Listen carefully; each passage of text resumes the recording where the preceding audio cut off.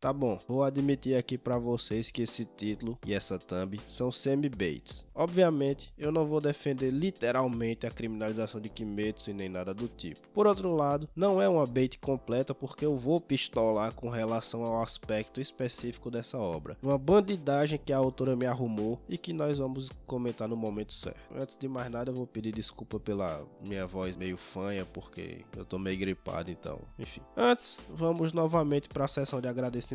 Hoje, meu muito obrigado vai para o Crown, inscrito fiel de guerra aqui do canal já há tempos, que além de estar sempre por aqui, ainda anda espalhando a palavra de Zé Médio internet afora. Dessa vez, foi o canal Subsolo Geek que deu uma moral pro nosso trabalho aqui. Deixo então registrado aqui meu agradecimento ao Subsolo e aos inscritos que vieram de lá. Temos vários vídeos de Dragon Ball por aqui e continuaremos a ter. Essa obra é uma instituição permanente aqui do canal. Sejam todos bem-vindos então. E novamente, muito obrigado Subsolo Geek e muito obrigado Crown. Muito bem, como nem só de Kamehameha Esfera do Dragão vive o homem, hoje é dia de analisarmos o arco do Castelo Infinito de Kimetsu no Yaiba. Provavelmente teremos spoilers na análise, apesar de eu sempre tentar evitar de colocá-los, mas é sempre bom deixar o aviso para não me esculacharem depois. Ok, chega de enrolação, vamos ao que importa. Estruturalmente falando, o arco do Castelo Infinito, que é o penúltimo de Demon Slayer, é bastante simples. Ele é, em verdade, uma sequência de lutas uma atrás da outra entre os caçadores de demônio e os luas superiores do Muzan. Além disso, ao final de cada luta, a autora apresenta algum ou alguns flashbacks dos personagens envolvidos antes de partir para a próxima batalha. Antes de adentrarmos na análise dessa parte da história propriamente dita, eu sou obrigado a apontar que pela primeira vez desde que comecei a ler Kimetsu, eu fiquei impressionado com vários quadros desenhados pela autora. Não sei se eu estava mais benevolente do que o normal, ou se houve uma evolução real no desenho, mas em vários momentos eu tive uma boa impressão de painéis desenhados nesse arco. Nada que tenha relevância para a análise que será feita, mas achei conveniente apontar esse fator aí. Beleza, falando agora das lutas em si, devo dizer que não há nada aqui de muito diferente do que já estávamos acostumados a ver em Demon Slayer. As batalhas continuam não sendo nem um pouco elaboradas, com pouca ou nenhuma explicação acerca do funcionamento das técnicas usadas pelos personagens e também com uma coreografia bastante simples dos movimentos dos lutadores. Nada que seja melhor ou pior do que vemos em outras sagas dessa obra. A essa altura do campeonato, já ficou claro que a proposta aqui não é ter lutas extremamente elaboradas, mas antes usar os combates como formas de criar momentos de tensão no leitor e de aliviar esse leitor da tensão estabelecida com cenas de catarse, conforme já explicamos em vídeo anterior dessa série, que já recomendo desde logo. O link vai estar no final do vídeo. Essa estrutura dos combates está presente nas lutas dessa saga também, sem tirar nem pôr. Por outro lado, uma coisa que a autora de Kimetsu faz o tempo todo, e eu sempre aprecio, é essa ideia de colocar a necessidade de vários heróis lutarem juntos para derrotar o vilão do arco. Esse é um elemento simples, mas extremamente essencial para criar na mente de quem lê a impressão de que os inimigos são realmente bastante poderosos, necessitando dos esforços conjuntos de vários guerreiros para que seja derrotado. No caso dessa saga, esse elemento é ainda mais importante, uma vez que os luas superiores são colocados desde sempre como os demônios mais poderosos do mundo, abaixo apenas do Muzan. Ora, se eles são assim tão poderosos, é absolutamente necessário que você demonstre para o leitor todo esse poder, e não há forma mais eficiente de se fazer isso do que colocando vários pilares para enfrentá-los. Ou seja, nem os guerreiros de elite são suficientes para bater de frente com os luas superiores. Tem que ter mais de um pilar e às vezes até mais de dois para que a luta fique equilibrada. Como eu disse, esse é um fator necessário para a coerência do enredo. Se a autora passasse o tempo todo criando uma expectativa em cima desses vilões, mas na hora do Sapek Yaya fizesse com que eles fossem derrubados por apenas um lutador, ela estaria entrando em contradição com a própria obra e provavelmente geraria frustração no público. Além do acerto que é essa ideia de botar vários heróis para enfrentar apenas um inimigo, o modo como ela faz isso também é correto. Não é a coisa mais simples do mundo escrever lutas envolvendo mais de um personagem contra um, porque a quantidade de informações que você tem que administrar é bem maior quanto mais lutadores estiverem presentes, mas no geral ela acerta. Não deixa ninguém escanteado na luta e coloca os personagens tomando decisões plausíveis no meio do combate. Então não fica nada muito forçado do tipo, a autora tentou fazer a luta parecer muito difícil, mas só foi assim porque os heróis foram burros. Se o fulaninho tivesse feito isso ou aquilo, a batalha acabava em 30 segundos. Enfim, esse tipo de coisa não costuma acontecer. A Gotoge costuma manter a luta coerente, digamos assim. E os momentos de tensão e catarse estão aqui presentes também, o que sempre é um ponto positivo. Tá bom, agora que nós já elogiamos o suficiente, é hora da Madé alterada. Como eu disse, as lutas desse arco seguem à risca a estrutura que nos acostumamos a ver em Demon Slayer. Isso vale tanto para o bem quanto para o mal. Leia-se, aqui também nós temos poderes tirados da bunda pelo nosso querido Tanjiro. Sério, desde o Yugi eu não via um protagonista tão bom em tirar técnicas do absoluto nada para resolver os conflitos da história. Na verdade, nem o Yugi se compara ao Tanjiro, porque o protagonista de Kimetsu não só tira coisa da bunda para ganhar a luta, como tem um curioso poder de sempre dizer coisas que mudam as vidas de todos os personagens ao seu redor, ainda que não faça a menor ideia dos conflitos internos desses personagens. É quase uma prestidigitação, um Walter Mercado dos animes. Enfim, mas não é exatamente disso que eu queria falar não. Eu ia reclamar do poder tirado do nada para ganhar lutas. Aqui, ele para no meio da batalha para refletir sobre todas as palavras já ditas pelo seu inimigo em algum momento da história e em questão de segundos deduz o segredo dos poderes do vilão. Aí logo em seguida ele consegue desenvolver o tal do poder do mundo transparente para contra-atacar. Até já tínhamos visto esse poder no arco da Vila dos Ferreiros, mas lá tinha acontecido por acaso. Aqui, o Tanjiro consegue ativá-lo meio que lembrando de alguma coisa que o pai dele tinha dito, algo do tipo, e aí ele ativa esse poder, não sei. Ou seja, Demon Slayer cai aqui nos mesmos defeitos de sempre, de ter uma enorme dificuldade de construir um caminho natural por meio do qual os heróis aprendem uma técnica e a desenvolvem de forma orgânica para aí sim ser usada no momento da necessidade. Não, em Kimetsu a estrutura sempre é: primeiro a autora apresenta o problema, depois ela faz o personagem lembrar de alguma coisa que ele sabe, mas nós leitores não sabemos, e aí ela tira a solução. O resultado é que fica tudo parecendo uma grande trapaça. O Tanjiro sempre conseguirá se safar de alguma forma, que por não ter sido previamente construída pela autora, permite que ela possa fazer qualquer coisa. Se você não dá as regras do jogo previamente, então tudo vale. Outra coisa que me incomodou um pouco nas lutas desse arco foi a necessidade que a Gotoge teve de criar conexões entre os personagens que iam se enfrentando, mas essas conexões em quase todos os casos foram forçadas. Por exemplo, ela fez o Lua Superior 2 ter alguma coisa a ver com Inosuke, mas ao invés de ela ter construído essa relação previamente, não. Ela no meio da luta entrega a informação de que esse vilão tem alguma coisa a ver com o passado do nosso cabecinha de javali. Feito dessa forma, o impacto emocional que a batalha poderia ter é completamente perdido. O que poderia ter sido uma história consistente de vingança, ou alguma coisa desse tipo, vira uma luta que já estava acontecendo de qualquer forma e que por uma completa coincidência envolve pessoas que tinham algum tipo de ligação. É exatamente o mesmo erro dos poderes tirados do nada, só que aplicado aos próprios conflitos da história. Ao invés de ser construído de forma coerente, a informação é simplesmente jogada ali e segue o baile. A única luta que escapa disso é a do Tanjiro com o Akaza, porque aí sim, nós já tínhamos visto no arco do trem a interação entre esses dois personagens. A gente sabia que o Tanjiro tinha coisas a resolver com esse vilão por ele ter matado o Rengoku, mas todas as outras lutas partem de conexões forçadas e frágeis entre os envolvidos. Mas o que mais me incomodou nesse arco não foi nada disso. O principal problema do Castelo Infinito, ao meu ver, é o fato de que a maneira como a autora administra as informações dessa saga termina por tirar o grande potencial das ideias que ela teve nessa parte da história. Em outro vídeo dessa série, eu já tinha dito que Demon Slayer está repleto de boas ideias, mas que quase sempre são executadas de forma ruim, o que termina por tirar todo o potencial que essas ideias tinham. Aqui, o problema é especificamente o seguinte: como eu falei, a estrutura é simples. Você tem uma luta, depois essa luta termina, nós vemos o flashback do vilão, talvez algum de algum herói também, e aí partimos para a próxima batalha. Veja que essa fórmula é bem mais organizada do que o que nós vimos no Arco dos Ferreiros. Ali minha reclamação foi a de que a autora não soube administrar os combates com os flashbacks e terminou prejudicando a ambos. No Castelo Infinito não temos esse problema, porque a maior parte dos flashbacks vem depois da batalha, então a luta mantém seu ritmo até o fim e só depois vem o flashback. Beleza, só que aqui o problema é outro. A quantidade de informações colocadas é muito grande, o que tira o peso dessas informações. Se você for ler esse arco de uma vez, como eu fiz, vai terminar recebendo uma torrente muito grande de flashbacks e de passado cheio de desgraça de vários personagens, e aí ao final já não vai estar se importando muito com nenhum deles. Apesar de não ser tão desorganizado quanto o arco passado, o modo como essas informações são transmitidas nesse arco ainda prejudica bastante o melhor desenvolvimento das ideias que a autora teve, porque tudo parece muito artificial. Como a estrutura é muito formulaica, ou seja, primeiro luta depois flashback, primeiro luta depois flashback, a impressão que passa é que essas coisas são feitas meio que no automático. Ao invés de a autora ir colocando esses conflitos internos dos personagens aos poucos, de uma maneira mais espalhada ao longo da história, dando inclusive tempo para o leitor absorver e assimilar todas as informações, não, ela empilha tudo em um único arco que vai contando de maneira sucessiva o passado de todos aqueles personagens de uma forma bastante desleixada. fechada. Parece que a autora está cumprindo um protocolo, uma obrigação de tentar dar algum contexto para os vilões, mais do que tentar efetivamente construir bons personagens. No fim, depois do segundo ou terceiro flashback seguido cheio de desgraça, é difícil que o leitor ainda esteja engajado ou plenamente interessado em qualquer um deles. Apesar de tudo, ainda dá para salvar o desenvolvimento de alguns personagens no meio dessa enorme massa de informações despejadas de forma desajeitada. No meu entendimento, o grande exemplo de vilão que ainda foi bastante interessante apesar de tudo foi o Akaza. O passado dele foi impactante o suficiente para ter ficado comigo, mesmo no meio dessa caldeirada de desgraça e passado triste que foi esse arco. Obviamente ele teria sido ainda mais interessante se esses conflitos tivessem sido explorados de maneira mais orgânica. Outro exemplo que eu posso dar de personagens que ainda se salvam são os irmãos Genya e Sanemi, que é o Pilar do Vento, né? Aqui acho que pesou o fato de que a autora já havia trabalhado minimamente o conflito entre ambos. Apesar de ter sido abordado de maneira muito rápida, o atrito entre os irmãos já tinha sido mostrado no arco do treinamento dos Hashiras. O quanto o Genya queria a aprovação do Pilar do Vento e o quanto esse último se mostrava agressivo e nutria um aparente desprezo pelo próprio irmão. Quando vemos então ambos se entendendo no meio da batalha decisiva, com Sanemi principalmente abrindo o coração e dizendo que nunca desprezou realmente o irmão, mas que ao contrário sempre desejou o melhor para ele e por isso mesmo não queria que ele tivesse se tornado um caçador de demônios, aí já sentimos um peso diferente nessa cena, porque todas essas questões já tinham sido postas na mesa previamente, ainda que de maneira bem rápida. Assim, é difícil não sentir o impacto dos momentos mais dramáticos envolvendo esses dois personagens dentro do arco do Castelo Infinito. Fora esses dois exemplos, ou seja, o Akaza e os irmãos, você tem vários personagens cujas ideias são boas, mas não desenvolvidas à plenitude. Só a título de citação, menciono a Lua número 2, que é aquele maluco chefe de seita lá, e a Lua número 1, que é o irmão do caçador de demônios mais lendário da história. No caso do chefe de seita, é interessante como ele articula a sua necessidade de comer humanos com a ideologia que ele defendia ainda durante sua vida normal, digamos assim. É mostrado para nós que ele sempre tinha sido cético quanto à existência de céu, inferno ou qualquer coisa que denotasse a eternidade. Depois que ele vira um demônio, porém, ele realmente começa a ter uma vida normalmente longa, às custas de se alimentar das pessoas, então ele entra em uma parada de que ao comer esses humanos, ele realmente está proporcionando a eles a eternidade que tanto desejavam. É uma baita ideia de personagem. Infelizmente não atinge seu pleno potencial dentro da obra. Já o caso do Lua 1 também é uma ideia que permite grande exploração, na medida em que esse personagem era movido por uma intensa inveja do próprio irmão, e isso o terminou lançando no caminho da perdição. Veja que no caso desses dois personagens, eu não tô nem dizendo que o desenvolvimento foi incompleto não. Na verdade, todas as informações necessárias estão lá. O problema é o modo como essas informações são passadas ao leitor, que termina jogando contra o desenvolvimento dessas ideias. E sem me alongar nada aqui, digo apenas que o passado do Inosuke me pareceu bem ok também. Nada demais, mas ok. E, aliás, esse tema de desenvolvimento de personagem tem tudo a ver com a criminalidade cometida pela autora em Kimetsu no Yaiba, então presta atenção. Além disso, alguns personagens ficaram abaixo do que poderiam ter sido, porque aqui sim faltaram informações para que ocorresse seu pleno desenvolvimento. A Shinobu, o Pilar da Névoa, o Pilar do Amor e o Tomioka, todos tinham conflitos muito interessantes a serem trabalhados pela história. Nenhum deles foi realmente trabalhado, ficando apenas como potencial desperdiçado, o que é uma pena. Dito tudo isso, é hora de encerrarmos nosso vídeo, certo? Errado, porque agora é a hora da denúncia. Agora o crime da autora de Demon Slayer será revelado para toda a sociedade, para que as devidas punições sejam aplicadas. Qual é esse crime, afinal? Qual foi essa bandidagem, essa trampa inaceitável cometida pela senhora Koyoharu Gotoge? A resposta esteve debaixo do nariz de vocês durante todo esse tempo: o Zenitsu. É inacreditável o que a autora fez com o Zenitsu. É surreal, é inaceitável o que a autora fez com o Zenitsu. Veja bem, no vídeo que eu fiz do arco da montanha Natagumo, vocês acharam que eu não ia mencionar esse arco hoje, né? Eu disse que o potencial do personagem do Zenitsu era altíssimo. Todo aquele enredo de ele ser uma pessoa covarde, com baixa autoestima e que se considerava fraco, apesar de claramente ser bastante poderoso quando conseguia se desligar desses maus pensamentos, leia-se quando estava dormindo, já seria bom o suficiente para construir um personagem muito sólido. Só que havia aí mais uma camada, que era o fato de o Zenitsu ter desenvolvido uma espécie de desprezo para consigo mesmo, justamente por conta dessa baixa autoestima e dessa covardia que ele não queria ter, mas que pareciam mais fortes que ele. Tudo isso ligado ao seu passado e às coisas que viveu na infância. Fora disso, essa dicotomia dele ser bem fraco quando acordado, mas muito forte quando dormindo, dava brecha para um grande desenvolvimento. Eu estava imaginando que a autora não trabalharia o personagem em todas as suas nuances, porque eu já tinha entendido todas as suas limitações enquanto escritora. Mas eu juro que eu pensava que ela faria ao menos o básico básico pelo Zenitsu, ou seja, ia fazer com que ele dominasse sua verdadeira força e se tornasse mais confiante ao longo da história. Pois bem, isso até acontece, mas novamente é o modo como acontece que estraga tudo. Basicamente, no meio do arco do treinamento dos Hashiras, o Zenitsu aparece com uma faceta bem mais séria e mais resoluta, dizendo que a partir dali ele vai fazer o que tiver que fazer. Pronto, após isso ele já aparece completamente resolvido enquanto personagem, tanto psicologicamente como enquanto guerreiro mesmo, que domina plenamente as próprias habilidades. Todo o trabalho em cima do personagem foi feito em 3 quadros perdidos ali no meio de um arco de menor importância e voilá, já tá tudo resolvido com o nosso amigo. Para piorar, a autora deu ao Zenitsu a pior batalha do arco disparadamente, uma lutinha mequetrefe que dura o equivalente a um capítulo e não tem nenhum atrativo, e o que é ainda pior, contra um personagem que ela quer jurar que ela tinha trazido lá atrás na obra, mas que quando tu vai ver, quando tu vai buscar no capítulo lá atrás, foi tratado só como um aleatório no passado do Zenitsu que fazia bullying com ele. Aí ela resgata agora esse cara que nem rosto tinha naquele flashback, jurando que ele era extremamente importante pro enredo. É querer tirar o leitor para otário. Por todos esses motivos agora apresentados, ou seja, por todo o potencial gigantesco que o Zenitsu tinha, que nunca foi trabalhado na obra, nunca foi explorado, foi colocado como um curtíssimo flashback lá